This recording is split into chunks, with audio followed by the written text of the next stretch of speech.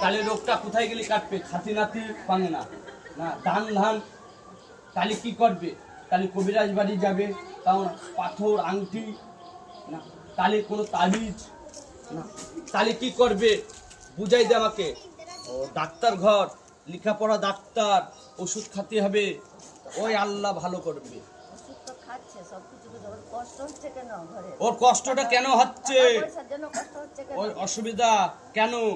বুঝাই দে আমাকে। বুঝাই না দিলি ও চকি দেখছে, পকেটে রাখছে, গাটে বাঁধছে, চলে যাচ্ছে। আপনার বলছে চকি দেখছে, গাটে বাঁধছে, টাকা চলে যাচ্ছে। শনি লেগে গেছে। কেন? ও একটু হ্যাঁ বুঝাই দে, কানে হাত দিয়ে। হ্যাঁ না বুঝাই দিলে কি করে হবে? হেঁটু মেরে পাঙে না, নামাজ পড়তে পারছে না, হেঁটে মেরে নামাজ পড়লি তাহলে ওর পাকটা কাটবে, আর ঘুরে ফিরে হ্যাঁ ওই বাড়ি বাস্তবটা শান্তি পাবে, অর্থ পয়সাটা বরকত দেবে। কি বলছো বুঝতে পারছো? অর্থ পয়সাটা বরকত দেবে। আর টুকটাক একটু ডাক্তার তাহলে পয়সাটা ও নেবো না, ও বেমানি করে খাবে না, দিয়ে দেবো। আচ্ছা তুই না খাস, ওই পাড়ার একজনের মেয়ে দেখলি বাচ্চা কাচ্চা হয়ে মারা যাচ্ছে, তার পয়সা নিলেন, একজনের রোগীর বিষয় দেখালো, তারও পয়সা ঘুরে দিলি, এই পয়সাটা নে, নিবি না? দিয়ে দেবো।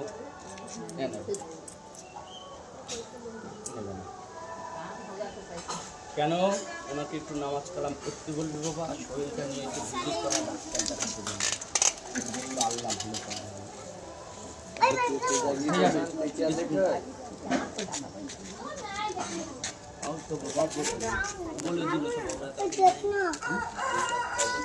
সব কিছুই আছে, দেবে না, হবে না একদম।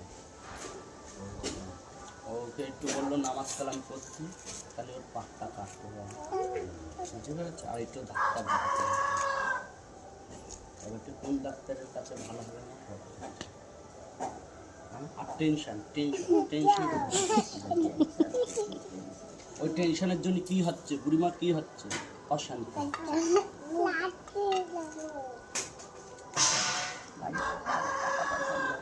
ওই যে গাঠে বাঁধছে, ওই ঘরে রাখছে, ওই চলে যাচ্ছে। কিভাবে চলে যাচ্ছে তোমরা বুঝতে পারছো? ওইটা আর বুঝে দে, বরকত দিচ্ছে না। 40টা লোন থাকবে, বরকত হবে। শোনো, আমার তো অবস্থা না, এতটা ঢুকায় রাখলে তাহলে ঢুকানোর জিনিসটা বেরোবে।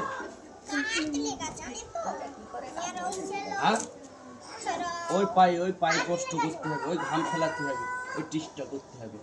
কে ভালো করে রাখবে?